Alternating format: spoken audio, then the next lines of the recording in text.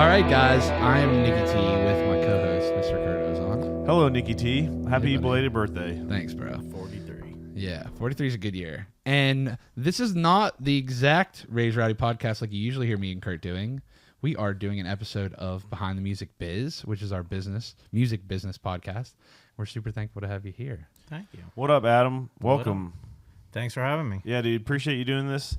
I was like, talent buying. First of all, I have to make one bad pun. Uh-oh. I'm going to do it right now and just get it out of the way, and then we can talk about talent buying. I try to buy talent, but I still have none. But Okay, now that that's out of the way, we are hoping that you would explain to us and teach us and learn us on some talent buying. And just explain what you do, and we want to learn because you're smart. Oh, boy. Where do you want to start? Okay, well, let's start how I know you. I met you through Luke and Cappy, of course. Yep. Yeah. Like 2018, 2019? God, has it been that long? It's been that long. Dang. I was not in my 40s. Yeah, There you go. it'd be like that. So you were purchasing Luke's talent. Yeah, put it that way. Yeah. Yeah, I guess you can put it that way. So why don't you explain like your role in your current company and kind of like what the highest level of what that is? Yeah, I think use the word talent buyer. I think there's a lot of different subsets of what that is. Okay. I moved to Nashville 7.5 years ago because I, previous to this, was booking a club in New Jersey, which I would put that more in the talent buyer world of, I was booking, let's just say a Luke Combs show for a reference. I'd book a Luke Combs show. I'd produce one concert. My job at that time was to make sure it was a successful concert, but also to make sure that I made the most money, Luke made the most money. At the end of the day, we walk away, and his continues to flourish, however it does. Did you book the Stone Pony show? Nope, Starline. I was at Starline Ballroom. Okay. I think we probably had this conversation on the cruise, but I might have forgotten it. Funny enough, I booked. You know what it was? I would never forget. You guys played the Stone Pony, and I had Kane Brown at Starline Ballroom the same night, and Aaron Tannenbaum yelled at me for. That's a freaking good night, though. It was a great night in New Jersey. So when I moved here 7.5 years ago, it was this idea. So like I said, I booked talent for Starline Ballroom for 10 years. It was this idea, the frustration that bands would come through the venue. But where does my relationship with them extend, right? Like I said, my relationship with them was a hope that they didn't get any bigger. If they got bigger, then they would go book arenas and amphitheaters or whatever, stadiums, whatever they're going to go do, and I don't get to partake in that anymore into their relationship. So I really had a love for Nashville and the people of Nashville, and I truly, it's like kind of a cliche Nashville story. Woke up one day here and just said, I'm not leaving. And it was the people and the idea of like meeting artists, agents, managers, and having this goal to just grow with them, and a business that is scalable in a different way, not working at a club and how many shows are you doing a year, but how do we continue to grow together and do more together? And I think that's what we've achieved over the last 5 years. So to go back to the initial question, talent buying, when you're at a club, whether it's, the Stone Pony or Starline Ballroom, it's working with the agents and managers of the world to identify artists that belong in that market, in that whatever capacity venue is, and working with them to build a budget, to determine what the artist can make, what your ticket prices should be, and at the end of the day, work with your team and sell a concert out, and execute the concert, and then move on to the next one the next day. And how many concerts a week? At that time, yeah. Starline was probably about 150 shows a year, I would say. That just gives me like anxiety thinking about all that planning and all keeping track of everything. And it's like, you're not just booking country shows, of course. So it's like, oh, it's understanding everything. I mean, it's I think I'm one to kind of usually acknowledge what I don't know. Yeah. I was not a hip hop guy. I was not an EDM guy. So I would lean on other people to kind of really understand and really kind of educate me on what would work and what not work. I was a rock guy growing up. I was more than anything, I was like a pop punk emo kid growing up. Yeah. So you and Chris Hughes have that. Me and Chris Hughes, first band I ever booked. No Autopilot way. Off. Yeah.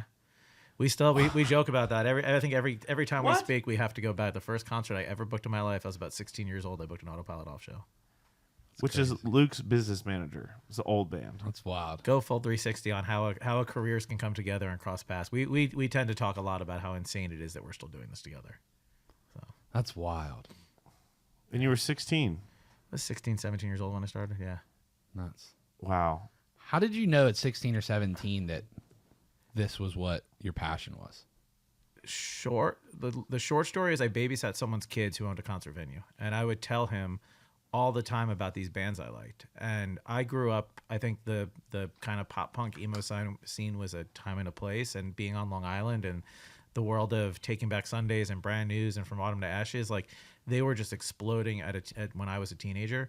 And so I would just tell this guy all the time, like, you should book this band, and then he'd book them, and they'd sell out. And then one day I was in community college, and he was like, man, you should book the venue. Like, you're everything that you know. And I think it's, again, a little bit was like generational. Like, I just knew what was popular then because that's what I listened to. Mm-hmm. But it wasn't like data driven like it is now. This is you just being like, I was a kid on Long Island. This band is sick. Let's book them. And by the way, many of misses too, of like bands that I thought were huge, and I'd be like, I'm gonna book this band, and like 10 people show up. I'm like, well, I love them. I paid for a show for myself. Yeah. I did. The funny I say that, I did one of the things that I constantly talked about, and I still do. I got into it because I realized that I can book bands that I liked and pay them money, and get to go to a concert. Like, how freaking cool is that? Like, Yeah. That's the best. It's like meta, Yeah. And I'm sure you probably had a couple moments where it was like this band that you liked, when you started working with them, dealing them money wise, it was like, maybe I don't like them as much. Maybe I just like their music. Yes. And by the way, and then you end up not liking their music. To be honest, that is, and I'm sure you guys have the same working in the industry. Like, there is moments where you work with people and you're just like, man, like that was a bad experience. And like every time their song comes on now, I can't listen to it. Yeah. There's so many talented people in Nashville, and there's so many talented people in Nashville that are, great people, that it's like, I just don't want to waste time with people that aren't that. Yeah.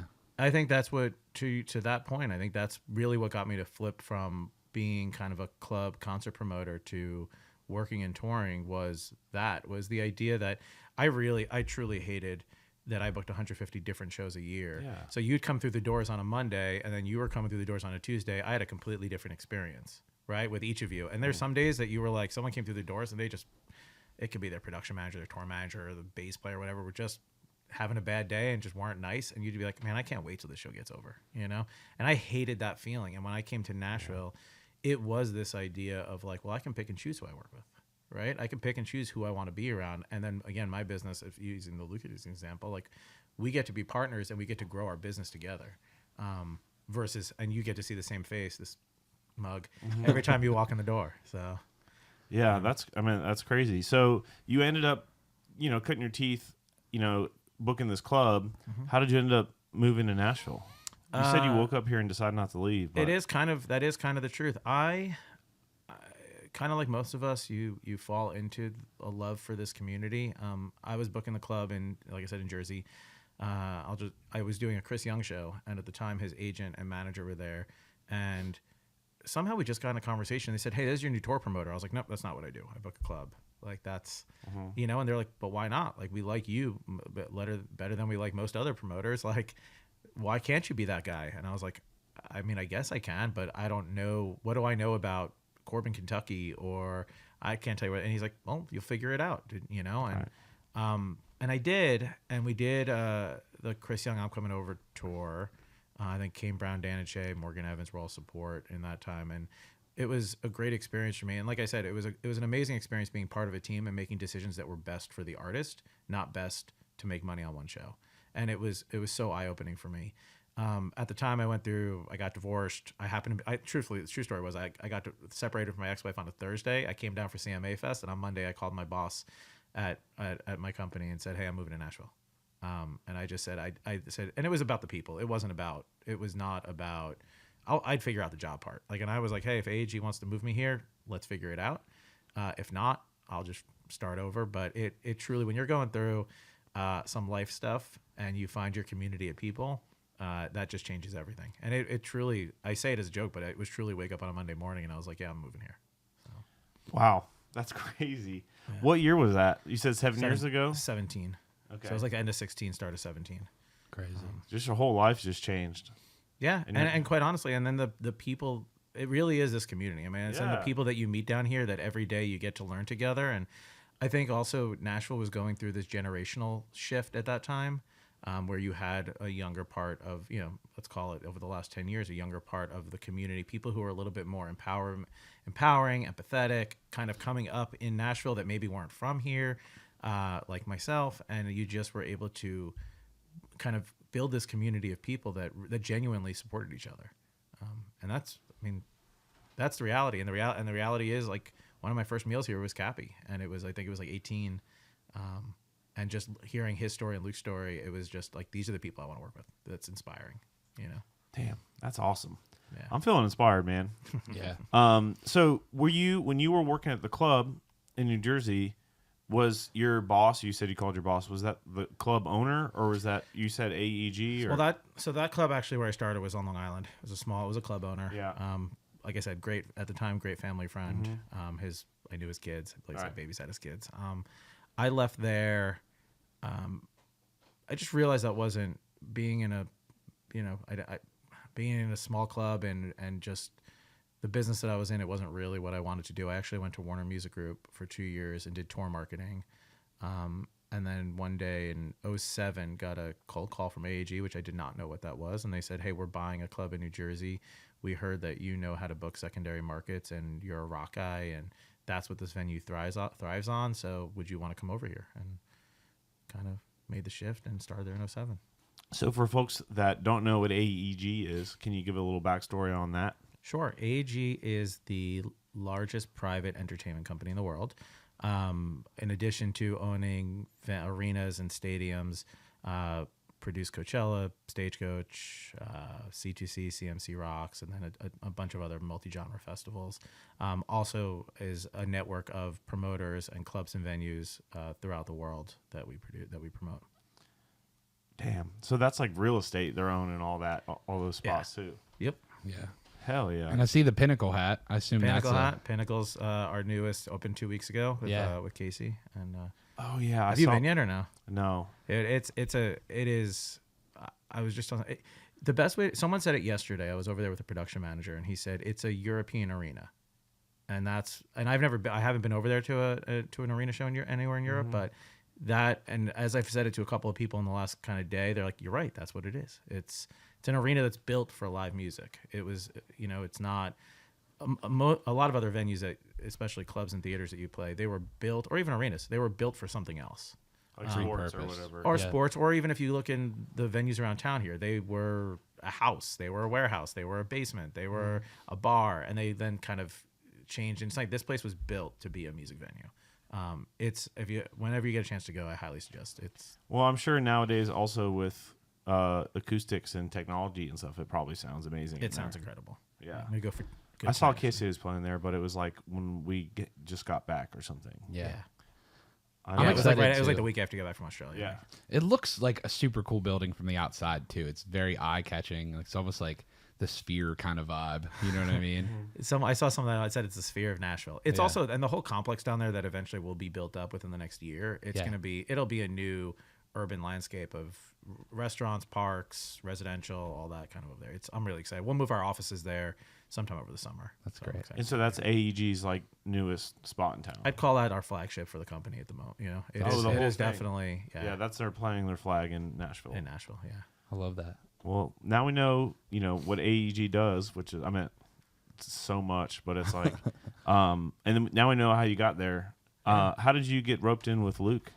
Like I said, I love people. Like I'm all about, about the people. I want to be around people that inspire me. And like I said, I'll never forget, we were at Taco Mamacita in Edge Hill and had a lunch with RIP. Cappy and RIP. Have you gone to the new one or no? We went maybe A couple days ago. Yeah, in Okay. Germantown. Same or no? Not to give him a shout out, but No, it's great. I think it's probably better, honestly. But I had the Peruvian chicken. It was freaking delicious. I always loved Yeah. the tortilla soup. That was my go-to. Oh yeah. But we went and I did hear Cappy and Luke's story, which I'm sure you know well, and it was inspired by them. It was also inspired by Tannenbaum, his agent, of understanding what a partnership could look like, right? And understanding that I'm not booking Starland Ballroom anymore, where I'm just trying to make all the money I can in one night, and then tomorrow you're going to go on to a new market, a new venue. It was, how do we dream? We're here today, and I think that was the first arena tour.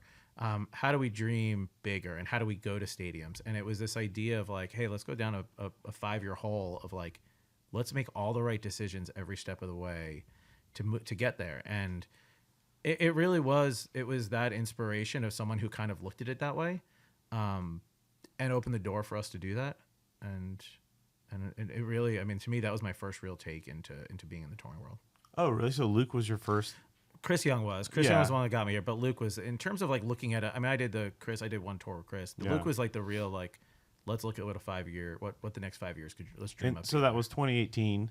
So you guys sat down and said, let's talk through to 2023. Yeah. Understanding how what their vision was and how we could play a part in that. And then so we started with a regular, I hate to say regular, but we started with an arena tour.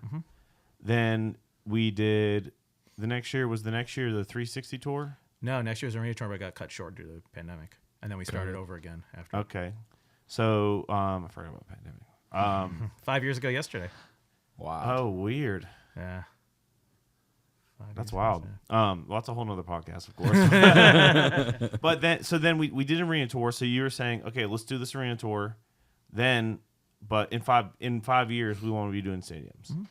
And how are you making decisions every step of the way to get there, right? How are you not playing a market too often? How are you, how are you, and look, and again, I'll hands down to Luke and Cappy and Aaron and what they've kind of dreamed up. How are you laying the seeds and the foundation in every market you go to so that it is only bigger next time you go there? And our global touring team, like, we bought in. Like, it's just that vision, and that to be able to look at something like that, you can't help but being inspired from it. yeah, because it's like in 2018, we're playing an arena show, which is incredible. Like, for 99.9% of artists, that's the ceiling. That's the dream. And you're playing in front of 14,000 people maybe, or maybe 17 at Bridgestone or something. And then how many tickets did we do in Sydney? It's like 40,000, 50,000. I know. Sydney was bigger, 60,000. Yeah, I think it was like 130,000 Over 2 tickets nights. over 2 nights. Yeah. Wow. And that's 4 or 5 years, or 5 or 6 years, but that's crazy. But I think it's working with people who have that foresight. We work in an industry. Like, there's also nothing wrong with being a club band forever, right? Oh, absolutely not. That's a business. You're getting your art out there, your music out there. But I think that there's a different mindset in Nashville of looking at the 20 and 30 year career, and that's what I like being a part of, is to be able to kind of sit down and like dream up what does that look like year over year, and how are we growing together? How are we? And to the point, like I said, is how are you laying the seeds in 2025 for what 2030 could look like, and continue to give that experience to fans, to the artists, and all that, and then you continue to grow. Yeah, because I'm sure it's got to be really difficult and even like nerve-wracking, like booking a band or planning a tour, because it's like you don't know how many tickets they're going to sell. No. I mean, it's I've played with Luke the last 1,000 years, so it's like he just always sells tickets. Yeah, but that's not normal. Right. He's obviously, not the usual things. Yeah. And there's also a lot of work that goes into that I just don't know about, And so when Aaron came on and we did a podcast with Aaron, he was explaining booking. And I was just like, and he was just full of so much incredible information. And I think I look, Aaron is he's my counterpart on this, right? Like, when it comes to Luke, and our relationship is for him and Cappy and Luke to dream up the plan and then sit with me, and then for me to sit there. I tell people I'm a glorified accountant, right? I sit there and dream up a budget of, okay, well, you want the guardrail, you want to charge $50 a ticket, and it's this many people, this is what it's going to cost. Here at the end of the day is what the business model looks like, right? Again, Luke is a little bit different. It's an anomaly of like, well, hey, we can go in a place and it's going to work.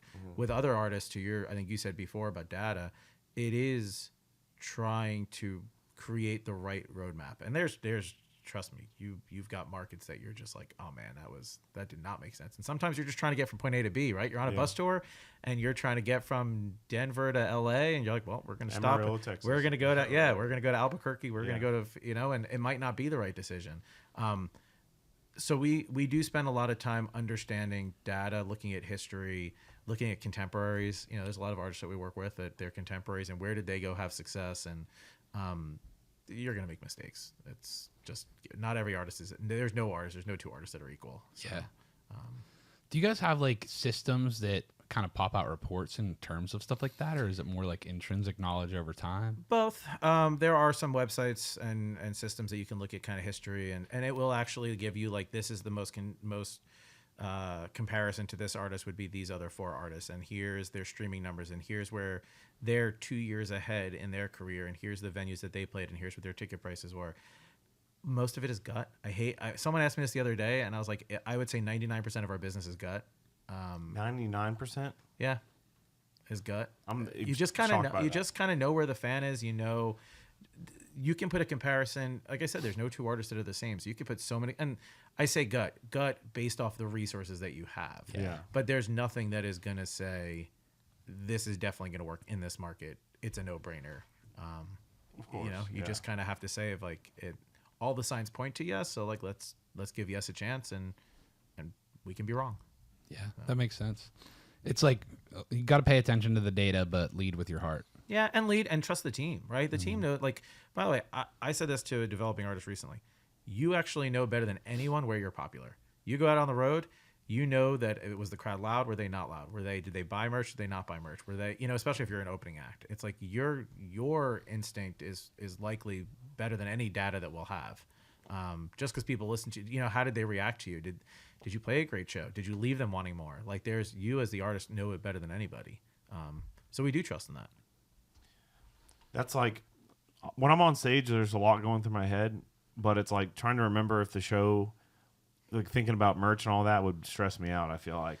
And I will say this on our team, we've got a great team. I mean, I'll get asked a lot of like, as you know, I go to pretty much every show, and they're like, well, what do you do? Like my wife will ask, what do you do at the show? And I'm like, nothing. If I'm at the show, my job's done. Right. Yeah. My job is to figure out what the plan looks like with the team. But then we have a great team of, a lot of them on the road, Shunk and Granger. Of course. And it's like, we have a great team. They go execute. We have a marketing team. We have a ticketing team. They go execute on everything that we've kind of all decided on, which allows a lot of it to be taken out of my head. Not that it does, but, it allows me, you have to have trust in kind of just like you have trust in the rest of your team on stage or behind the scenes, like you kind of have to have trust in the rest of the team that they're doing their job. So we've got a great team. So I know obviously you work with Luke, but like you also work with Zach, and I was looking at some of the artists that you're working with. That's just like crazy. Yeah, pretty lucky. Yeah, but are you like, do you scout new artists or no? I or keep playing back to it. AEG It's the people. No, it's the people. I don't ever look really for much. Obviously, like you fall in love with an artist or you fall in love with the people on the team, and then you're like, oh, I really want to work on this. Like I love the team. I can, as I like to tell people, I'm going to talk to you more than I talk to my wife. So like this has to work. Like this has to work. No, I don't. It kind of, everything I would say is by circumstance, but it really just starts with the people. And really, loving the music, it's tough to work on something that you don't love. That's the truth. Like I imagine you're in the same boat. Oh yeah. And especially the people, like if you can't see yourself having dinner with them and enjoying a conversation, like it's really tough to work with them. And, no, so I think it really does stem. And most of the stuff that I work on, like any younger stuff, it's usually from the team. It's Cappy coming and being like, hey, we signed this artist, like listen to it, like it, if you like it, let us know, like let's work together, let's build a plan. Like it all stems from that. I would think everything that we work on has pretty much stemmed from a relationship that was already existing within our walls. Interesting. So I've got like a million questions, but one I brought up Zach for a second just because he's such a ticket monster. Are you involved with that John Mayer show? Yeah. Okay. Yeah. What? Is John Mayer opening for Zach? Uh-huh. But did you go back? If you go back, when Zach played Crypto.com Arena last spring, John came out. And did you ever see his podcast after? No. John has. I didn't even know John's podcast. I think he has a podcast. He has a podcast. He came out somewhere with a video. And what he talked about was his mind was blown watching the band on stage and how they communicated through music. And he was like, it's been a long time. He's obviously never seen a Luke Combs show, but it's been a long time since I've watched a band and how they, with their instruments, communicate with each other. And he went down this like hole of how just like inspired he was. So it was honestly on the Zach side, it was probably a natural ask of like, hey, this is pretty cool. Let's, and it works. Like I was talking to my wife about it and she's like, well, I mean, I used to listen to John. I love John Mayer. I go to John Mayer shows, but like, I also love Zach. Like this kind of, it worked. It's such a great 1-2 show. Oh, it's awesome. Yeah. I think it's like the coolest shit ever. Like, Did you see the Notre Dame show that we announced? Yes. With Shane Gillis, yeah. Also, yeah. He's hilarious. That couple beard, that's a whole nother podcast also. But so I meant like, how? I don't even. It's just like, so he's doing. Is it one show with John? One show with John and are they doing 360 on that? Or we are 360 on that. 360 stadium show with John Mayer opening. That's the coolest shit ever. That's awesome. And so how does what was your role in that? Because I saw this lineup, I'm like, holy fuck. Role is managing a lot of different conversations. One, they've never done a concert in Ann Arbor, so that was a good 6-month lead. Whether anything, who that artist could be, what that could be like, that's all just kind of chance. So it was one kind of when we have everything like our again like Jeff Shunk on our team, but our some other folks on our production team going out there and seeing how does the production fit in, can you get a crane in, can you get a stage in, how do you build a show here. Zach had brought up wanting to play the market, and it was kind of this natural fit. And most times, like we don't like. I wish that I could take any credit for like how a lineup is formed. Like that comes from that comes from the artist mind. Yeah, that's Zach.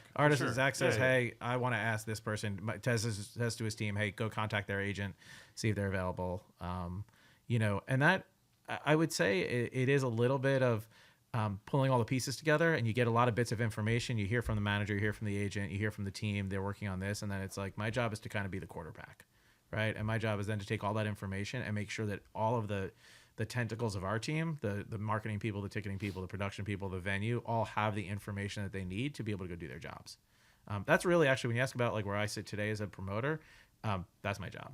Like, is to be the quarterback and make sure that I'm communicating the vision, the idea, the plan, and sharing that with the team so that they can go execute at their and then just making sure that we're following up on what we said we would do.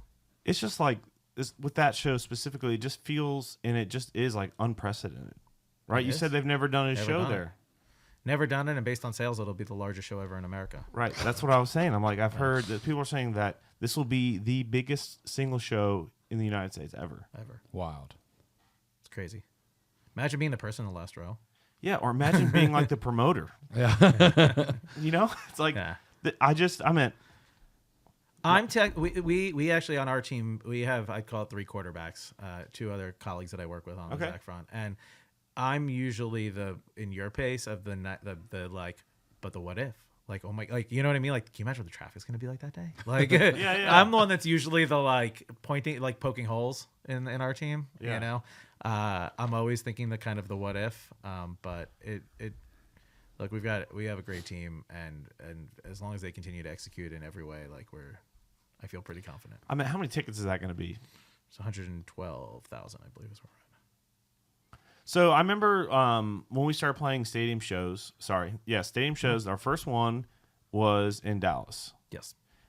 We sold more tickets in that one show than we did the entire club tour. Mm-hmm. I think it was like, 48,000 tickets a club show, and then over 50 for the one stadium show. It's crazy. And then, excuse me. And then Zach, instead of playing 2 nights at a stadium and selling, he's just going to do one 360 show and sell 112 or whatever. Yeah. It's wild. Yeah. And you said, imagine being in the top row. I'm sure it'll be amazing. It's amazing.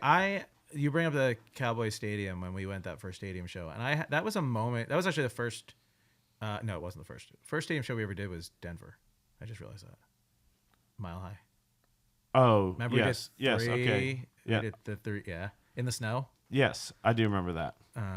Sorry to correct you on that. I just realized that. But I will remember being at that show, and I couldn't help but it's like a thing that I obsess over, is thinking about the person in the last row and I remember watching them during that show and just being like, man, they're having the time of their life, and they don't care that they're in the last row. They're here. And like every show I go to, I will always look at that person in the last row. And I don't know why. It's something that I obsess over. You know what we do? because we're playing back-to-back stadium shows in the same city.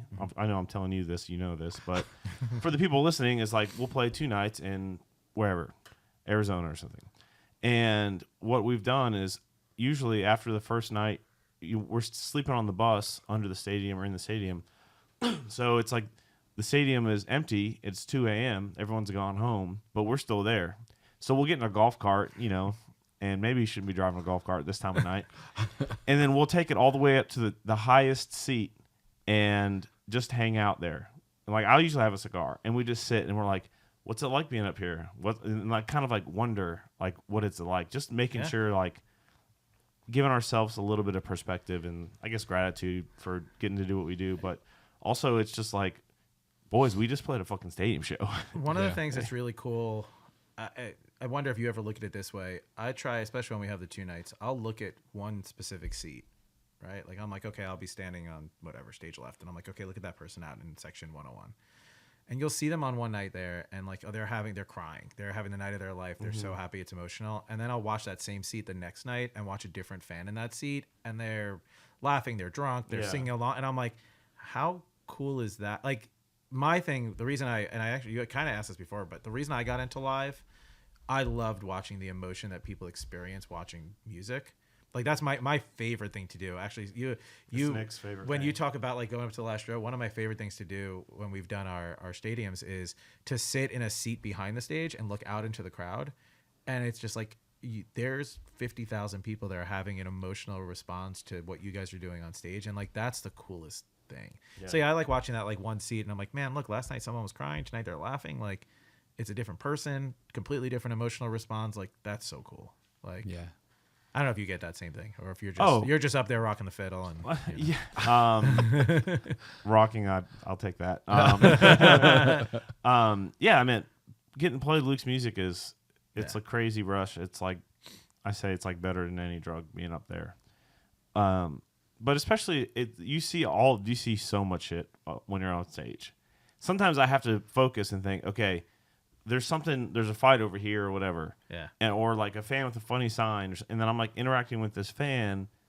And then I look up, I'm like, I got to make sure that like I'm being entertaining for the people that are up there too. Yeah. Because I think it's fun to like, if I go to a show and I see like someone messing with someone in the front row, I think it's cool. Giving a kid a pick or whatever, So, but I'm the fan side, right? So like until I was 35, Rowdy didn't exist. I was a dude that went to concerts, right? And I sat in the back row of shows. Some of my favorite shows I've been to, I was almost the back row. I saw Limp Bizkit with Kid Rock and Stained in 1999, the second to last row of the Penguins Arena at the time. And my brother Steve and I had the best time in the world, Yep. And that's one of the things I still remember to this day. He bought me a red backwards Yankees hat and bought me that ticket and took me while I was still in high school to that show. But that's the point is like music. These like what we do creates such a memory. I had Bergman last night texted me. He wanted to go to Journey at the Pinnacle. Yeah, he was in town and he tells me a story. He said, "Well, Journey was my first concert. It was my bar mitzvah gift from my brother, and he's like, I will always, if I'm in a town, I want to go see Journey. Like that's it is. I'm the same. I'm the same way. Like I'm still a fan. Like 100% a fan. Like I love it. I love it too. All right. Well, how often are you at shows that just for fun? I'd say probably a dozen shows a year. That are not. I mean, I just that's a lot of shows to go to in general. Well, a dozen on top of all the ones you're at for your thing for work. But by the way, I was saying before we started that my wife, who I love dearly, she's like, you do realize a lot of your travel is self-inflicted, and I was like, 100% is self-inflicted. But how can I not want to be there? Like one, the fruit of your labor, right? You've done this work, but other like I'm genuinely a fan. Like it's amazing to be there and experience it. So. And you get to go hear Luke sing all the time, or John Mayer shred with Zach. That's going to be so sick. Who else is on that bill, by the way? You're putting me on the spot here. Josh Sloan. Oh, cool. And Ryan Bingham. So sick. It's a good show. Yeah, very good show.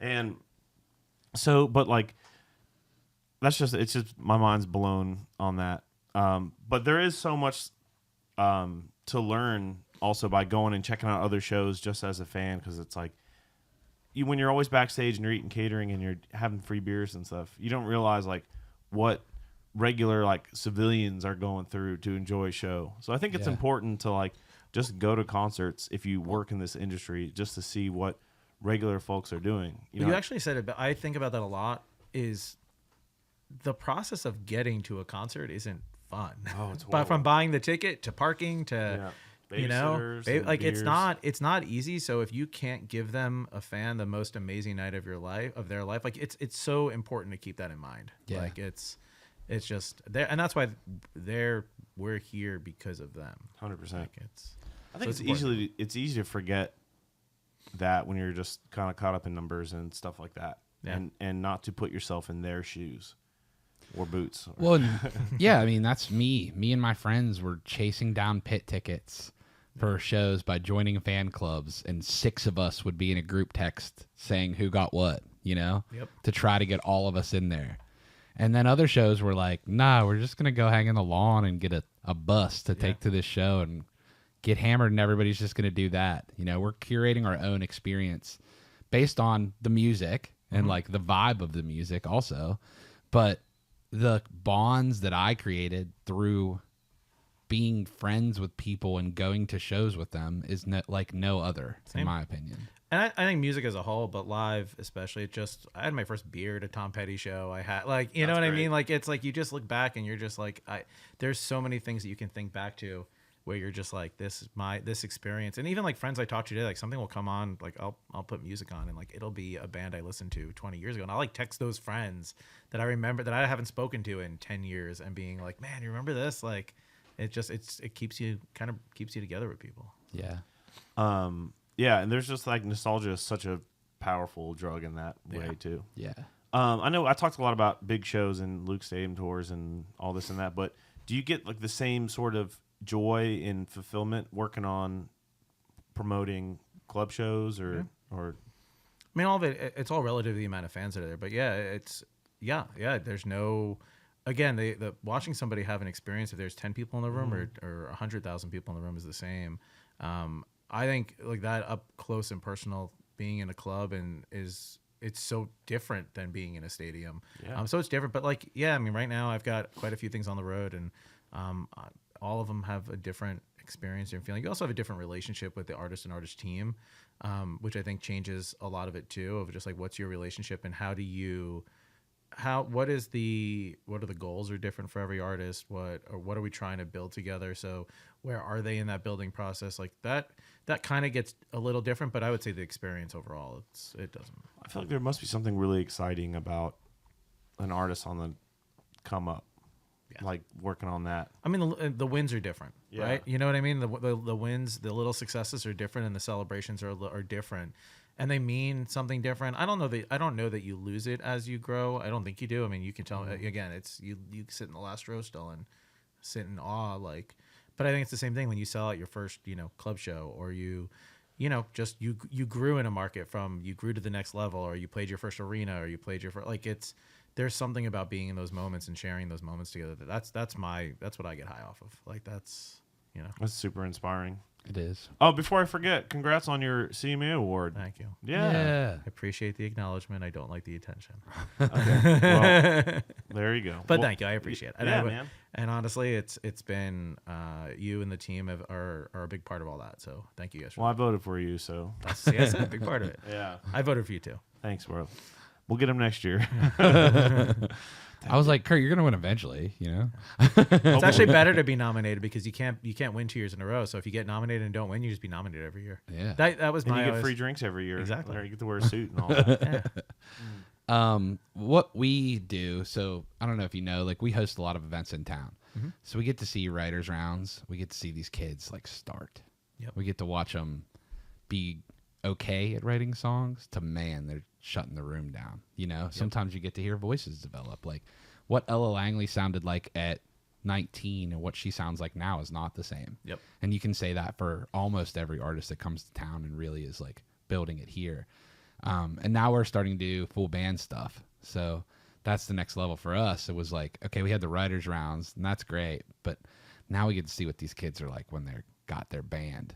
Are they tight? Do they have a lot Do of they work actually to do? yeah. Right. It's like that's the next level of it, you know. Yeah. And oftentimes it's before they're hitting clubs. And it's like, let me ask you guys this: Does the concept of writers' rounds? I feel like when I moved here, like they existed all. Like, is it still an art that exists? Oh yeah. Or is it? Yeah.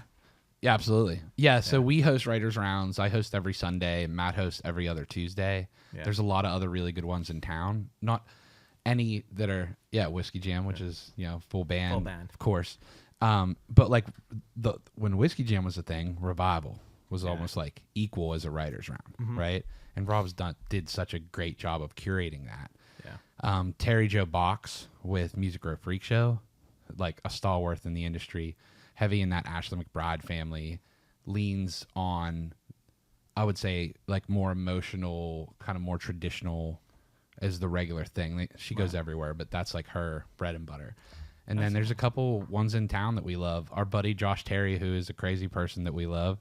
He's Josh like, Terry is a crazy person. Yeah. Do you know Josh? I do. Oh, dude, we love Josh. Yeah. So like I think he's crushing it too. And he has this girl, Courtney, who is an artist that he has like kind of like helped grow, and she's doing one called Court Order, which I'm super excited about. Those are both at Live Oak, which is where we were before we moved all of ours over to the Cold Beer family at Losers and Riley Greenstock Bond. I ask. I mean, truthfully, it's like that's the other thing. Is like I tell everyone like Billy Joel's my number one. Like I'm rooted. Like the music I listen to is all in storytelling. So it's like for me, like I love going to writers' rounds and just kind of hear.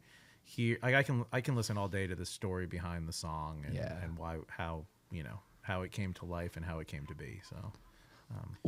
And we get to watch. Oftentimes, what we'll do is we'll book someone, and they'll let them bring their 2 or 3 friends with them, because then they tell those stories. Yeah. They say, "Oh man, the day we wrote this, blah blah blah." My favorite storyteller writers around in town is Jordan Walker. Jordan from Walker McGuire. When he plays the listening room, if any of my friends are in town, like when that's happening, I was like, "You got to go to this." Because it's as much a comedy show as it is amazing songs. It's both, and that's why the writers' rounds, watching someone shut the room up with a song, a busy bar room, is amazing for me. I agree. Now, also watching someone that understands that they might not shut the room down with a song, depending how busy it is, and how can they affect that, right? It shows stage presence. It's easier to take a room when you have a full band with you. Yeah. It's hard to shut it down with a song. I remember a moment a few years ago at CMA Fest. Kendall Inskeep played one of our rounds, and she's incredibly talented. And just watching her shut down a CMA Fest tourist level crowd to be completely quiet where you could hear a pin drop in a loud bar was wild. Right?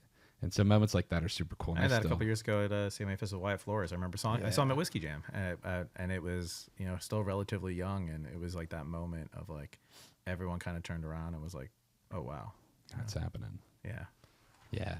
Matt, my business partner Matt, the other owner of Raise Rowdy, was out on the road with Trey Lewis, and Wyatt opened for them in Oklahoma, and he was like, "This kid," like he saw it then. Yeah, he's like, "This kid's like the next kid from here," Yeah, Wyatt's a monster, man. He is. Especially with the full band. His band slams, too. They're great. They were, they did that show with us, with Parker at the Gorge. Yeah. Or shows. I think we did 2 shows there. 2 shows. But that's the thing that I think you talk about Nashville and the community. There's the 2 sides of that. There's the artists and them getting to find their people. The people that are their co-writers, the people that are there when they feel like they want to move home. Like they find their community. And then there's the other side of it too. We have the same thing. Yeah. We have the same. I mean, it really is finding your people that there's a trust. I mean, we're a business, right? At the end of the day, the industry as a whole is a business, but like it's to kind of sometimes disarm and to find your people that you can be vulnerable and honest with and talk to in the good and the bad and work through I try to follow, like when we have an issue at a show with a show, whatever, I'm like, hey guys, we can be solution based. Like we can all put blame, point fingers, like, but it's finding those people that like they want to be part of that solution together and not just, I think we all grow up in a world, again, it's a business that it's quick to be like, this is your fault. It's your fault, and it's like, but I think we're a community here where like you do find your people that you're like, oh, we work well together. We're, and they become some of your best friends. Yeah. So. It's wild to hear you talking about like problems and stuff like that when that stuff happens, but it's like I'm so far removed from experiencing anything like that. That's the hope.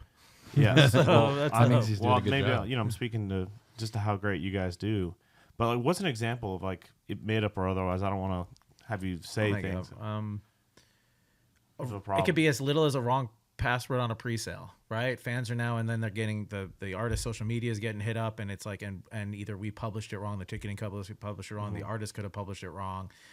It can start as small as that. Let's see if I can go back in time in the vault to. I got a good one. I did a show once, and it just wasn't doing great. So I said, hey, let's do, we're gonna do buy one get one, whatever. Or it was me plus 3. So it was like, hey, with every 3 tickets you get one free. The venue accidentally set it up that if you bought 1 ticket, you get 3 free. Show sold out in a second. Oh God. And I was like, well, wait a second, I have to pay the artist. Like, my responsibility is to the artist, and my business model doesn't work anymore now because you just gave away, and you just work through it with. I mean, look, we're all human, Yeah. But like, there's lots of things like that. There's lots of it can be production issues. It could be, hey, we thought the stage was going to fit in this tunnel, and we got there and it doesn't. And how are we going to get it in the building? And what are we going to do? Or you had damage to a field. We deal with that a lot of. Just you're coming into someone's home, a football stadium, and do damage. Like there's so many. Yeah, band is smoking cigars in the upstairs. Oh, there's no smoking. Yeah. I mean, there's 100 different things, and like I do think that's why I love our team, and what I think makes us great is we do look at everything solution based. And I think, and to know that you don't see the problems means a lot because they exist every day. Yeah, I'm sure they do. And we have our own problems on stage that, we fuck up sometimes. It's like I said, there's a fight in the crowd, and, or you're waving to someone and you just clam a note. It just happens sometimes. But we're all human. yeah, and it's just at the end of the day, we're all having fun up there. I was just gonna say, by the way, what we do I try to always. I'm like, what we do for a living, like we're blessed. Yeah. Like this is in every aspect, whether you're in the business, the band, like it's the coolest job in the world. I would have never dreamt it up. So That's how I feel 100%.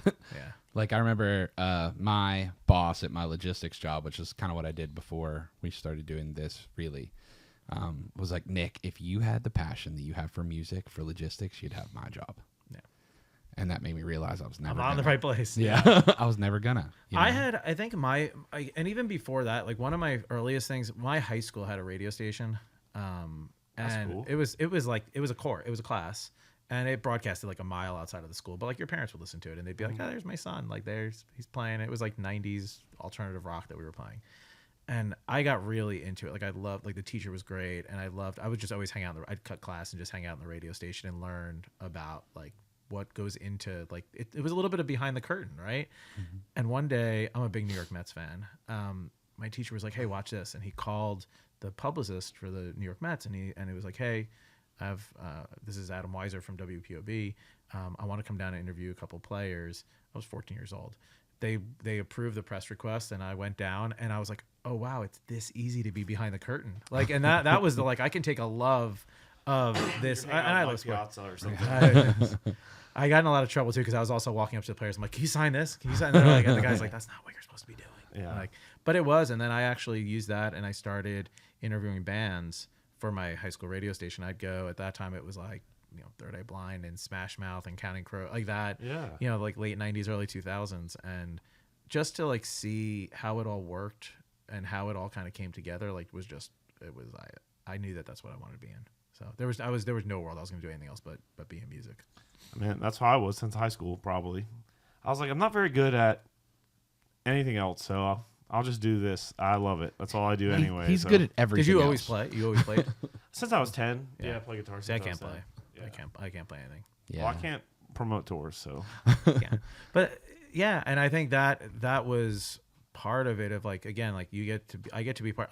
My parents are accountants, and I always said I'm a glorified accountant. Essentially, I get to be an accountant in the music industry, where at the end of the day, an artist, big or small, says, "Hey, we want to go on tour. We want to charge $25 a ticket.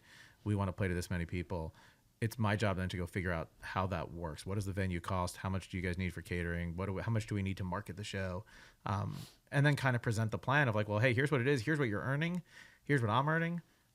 Let's go, figure it out together. And in the money of tours, it's always not built the same, right? There's like tour buyouts and different things like that. It's a ton of different. You're talking about like catering or. I just mean aren't as an artist, don't sometimes artists like just take a lump sum for the tour? Mm-hmm. Yeah, I mean we do that. I mean, and that's the difference I think of what I was doing before when I was at Starland Ballroom. I was just saying, hey, here's $10,000 to play a show today. You can go get different money every different day from a different promoter. I just care about New Jersey. Now in the position I'm in, it's working with artists on a larger plan, mostly globally, working on a plan that is, we're not looking at it so micro to show by show, but we're looking at it over the course of a year or a tour or 5 years or whatever it might be. Are you or some of your counterparts like helping brand partnerships too, or is that?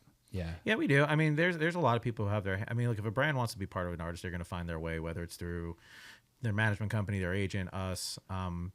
For us, we do the tailgates and before our Luke shows, and we have a bunch of brand partners on that kind of help support and fund that. And that's kind of a team effort of just, I mean, artists are brand magnets. So at the end of the day, like figuring out who works in the, kind of along with the artist, the brand that kind of associates best with, and then using. There. Yeah, it's like Miller Lite, Jack Daniels, Mapco. Yeah, it's like, Yeah. It's really wild though. Speaking of the Whiskey Jam outdoor shows, Tyler King, our guitar player at the band and band leader, was like, we were all just sitting around and looks like, what can we do to make this stadium tour different and cool? And Tyler's like, what if we just had a Whiskey Jam outside?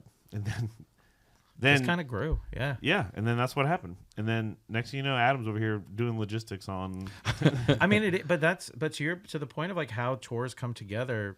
Whether it's the tailgate, it's that, right? It's like you guys come to us with a vision, and it's our job to execute. And it really, I mean, that idea came from Tyler, and then came to the team of like, how do we make a concert more than a concert, and how do we make this thing so fans are going to come? They're going to tailgate in the parking lot. Well, why don't we have them come tailgate and be part of our environment and create the environment that they're going to be in? And it just kind of kept growing. I think the first year we had kind of a small little footprint, and I think in the last year we were doing 5,000 to 10,000 people that were out there before a show. I remember watching Bailey Zimmerman out there. I think Megan Maroney and Bailey Zimmerman were the first two we had. That Nate Smith was on. Dalton Dover was on one. Like we had, yeah. And then now it's like Colby was playing the Whiskey Jam outside. Then he was playing the stadium show inside. Yeah, pretty cool. I actually like it best when you guys play, but I'm just gonna say that. Yeah, because to me, like it's funny, like to go back to the behind the curtain. Like I think that shows the fans a little bit of the behind. Like that's like the 15-year-old in me is like, man, that's the band. Like that's so they're like here and I can reach them. Like there is something about that. Well, and how many great singers in the band and Yeah, songwriters. Yeah. It's kind of a cheat code too. Yeah, I guess that is a pretty cool thing for the fans to kind of see, like you said, behind the curtain. Yeah. But I remember when we were playing and we had a shit ton of people out there. I mean, for just the band. Yeah. And then the doors opened and everyone went, okay, we're going to we're going to go buy beers. You're like, we get it. Yeah. But it is cool. I think that's the other part I'll talk about a lot with like, especially artists who have like long time band members or whatever, is like them adopting their own personalities and fans kind of figuring out who's their band member that, like you forget you're an extension of the artist, right? And you're an artist yourself. You have your own other stuff that you work on. But it's for a fan, like it's the coolest thing in the world, Yeah. Yeah. I mean, I'm in awe to be in presence right here. So thanks, man. What is like the weirdest sort of tour request that you've had? I know, like, there's always the dogs and monkeys and riders and things like that, which never actually happen. Oh, really? I'm trying to think of the weirdest request. I mean, like for a tour, it's like we, have the Whiskey Jam thing, and maybe Casey wants to come down from the ceiling, and so you have to build in extra rigging and safety, and I'm sure there's got to be, because you don't promote just country acts too, right? Yeah, we do everything across the board. So, man, the weirdest. The weirdest one, I'm trying to think. I was really going the opposite way of the weirdest rider thing, which is where I went to the monkeys. And, every club rider has, we want 5 monkeys backstage. We want fresh underwear, cigarettes, Yeah. The craziest, man, I don't know that I have an answer to that. I'm like looking around at the posters here to see if I can pinpoint someone. Yeah. But Have you worked on some of these, of course? have. Yeah. Pretty cool. yeah, they're all great. All right. Well, you have to get back to us on that. I'll get back to you on that. I got to Yeah. think about that. Weirdest riders is pretty interesting. I meant the famous one is the Van Halen one, The Van Halen. right? Is that an urban legend or is that real? No, I believe it's real. It is an urban legend, but I think that the context of it was about paying attention, and that's what we're all taught when we're younger. It's like it wasn't about like these guys just wanted green M&Ms. Of course, it was. yeah.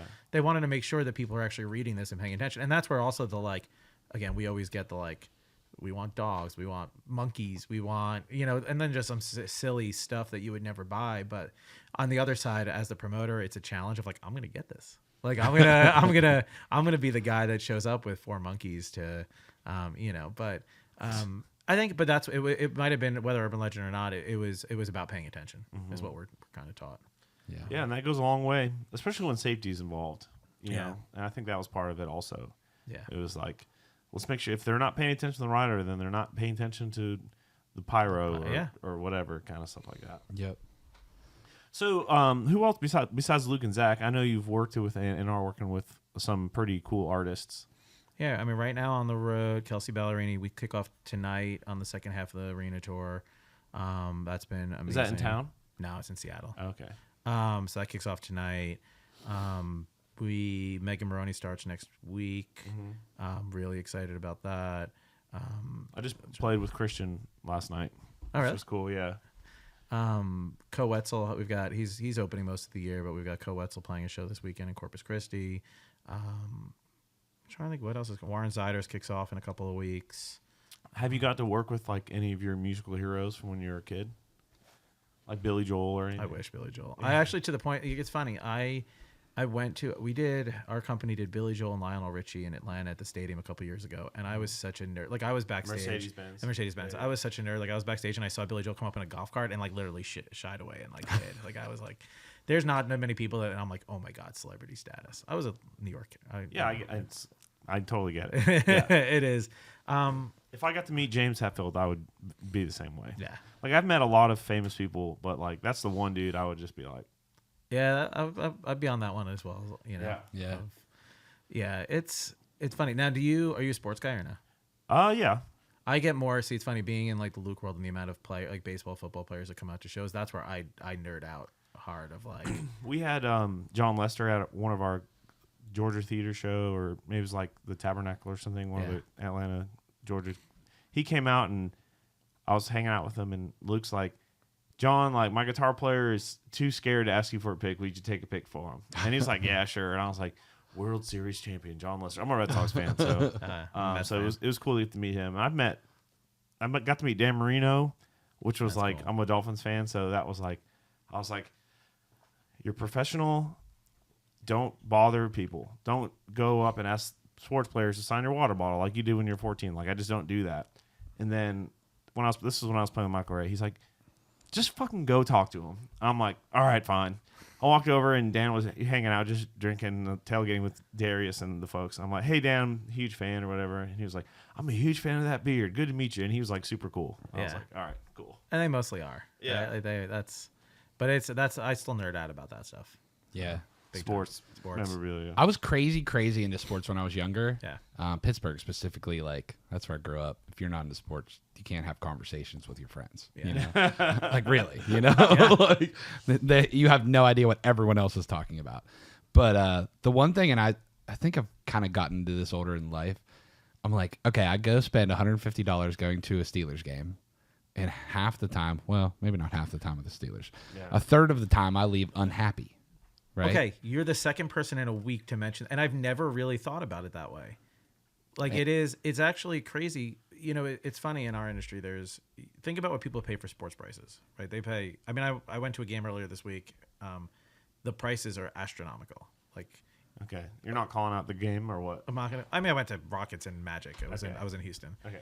But the prices are astronomical to go, and then you put concert tickets on sale, and people are like, wow, tickets are really high. Like, but to your point, you leave a concert happy pretty much all the time. 99% of the time. Yeah. But a sports game, you don't. 50? But yet we're pretty happy paying what we pay for sports games. Yeah. You know?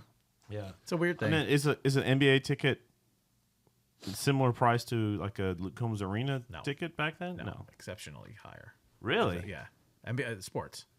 Going to a sports game is so. I mean, but if you think about, people will go. How many sport? I mean, I guess you're on the road. Maybe you go to more. But like when you're a fan, how many you go to a handful of games a year? Yeah. So you're going to drop real money to go to a game. But people go to concerts every night of the week.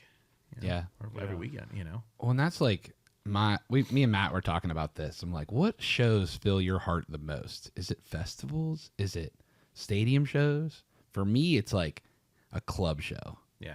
Like a good club show of an artist that's popping off and the crowd's into it. Yep. And I'm 7 rows deep, so I get to see all those people in front of me and I get to hear everybody behind me. Like that's my favorite place to be. Now, a pit ticket at a stadium, it's like recreating the club, you know, for me. That's so like, I love a pit ticket. This is like a little club show right here, and there's another little club show on the other side. Yeah. But it's like that's why I love pit tickets, because pit tickets takes the window in which I can see a club show and extends it. Having turned 43, you're going to want to sit down soon. Yeah, I know. I already do. Yeah. No, but like we were on the show. Yes.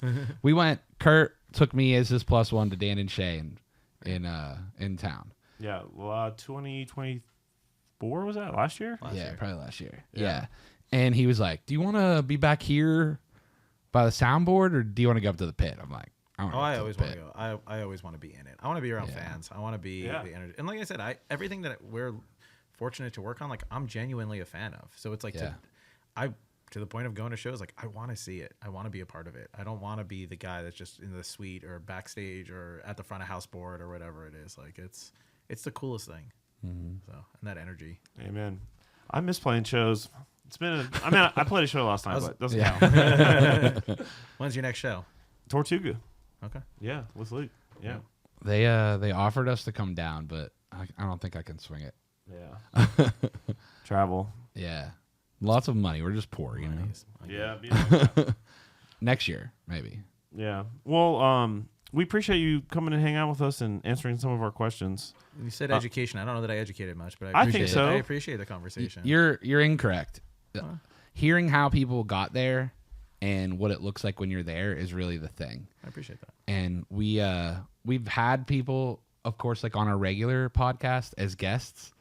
But this one is like if someone's not in this and they want to be, they can hear the stories of how it works and how you get there. I appreciate that. And I would say my biggest thing is like, again, going back to the babysitting thing, it's like, it's just hustle. And it's just, you know, it's like, it's funny. We talk about it all the time in our walls of like, you find a few kids who want to do this. And like, when they want to do it, like they're in, you know? Yeah. And I have people who are like, hey, can you introduce me to the tour manager? Like I want their job. And I'm like all day long, you know? Yeah. There's no special thing that it takes. It's just passion. Yeah. Passion, being willing to learn and adapt. Mm-hmm. I get a lot of people message me like, how do you get a cool gig like that? You know, just like on the weird part of Instagram. And like, I'm like, I love talking to these people for whatever reason. I don't know why. It's just like when I first moved to town, I hit up like Jeff King, who plays guitar for Reba and Brooks and Dunn. And I'm like, I have an audition coming up. What do I do? And he was like, come over. So I brought a bottle of whiskey over and we play guitar. And he explained to me just guitar shit, you know? So I love doing that for people too. Same. I always I do I'll do a coffee and meal anytime with people, and because I'm like, someone did it for me. Yeah. You know? Yeah. It's, you know. Yeah, well, we appreciate it, man. Thank Thanks you. for I having know me. it's not really, you're not here to promote anything. Usually an artist are like, my new single's coming out, but this is just kind of like, Nah. I want to know more stuff. Yeah. Because there's always that AEG office that I walk by, and they have like games and stuff to lure people in to come hang. Because it gets lonely in there. It is lonely. We're kind of, I don't want to say we're the forgotten ones, but like we're there to do a job, right? Yeah. At the end of the day, we're the funny part, which not to go back, like they're in there full weeks. Like you come home, right? You get to come home. They're there full week, so for them it gets a little delirious. Yeah. Yeah. And they get there well before I do and are there well afterwards. Yeah. So it's But it's also, as just a band guy, and maybe I've just been I haven't been paying attention enough, but it's like, I just didn't really kind of understand like the full scope of everything. So for this, I was like, let's get Adam in here. I just want to pick his brain, And then Nick's like, let's get some more industry people. And then, you won the CMA award. Sorry to bring that up again, but I was like, okay, this makes sense. Let's do this. And so it's cool. Well, I appreciate. So now I have a new appreciation for y'all. I appreciate it. Yeah. And we think other people are too. Honestly, like we get hit up for things about the music biz almost more than we get hit up for regular podcasts. So we're super thankful to have you be a part of it, man. Happy to be part of it. Thank you. All right, buddy. Thank you so much. Appreciate All it. right, cheers. Cheers.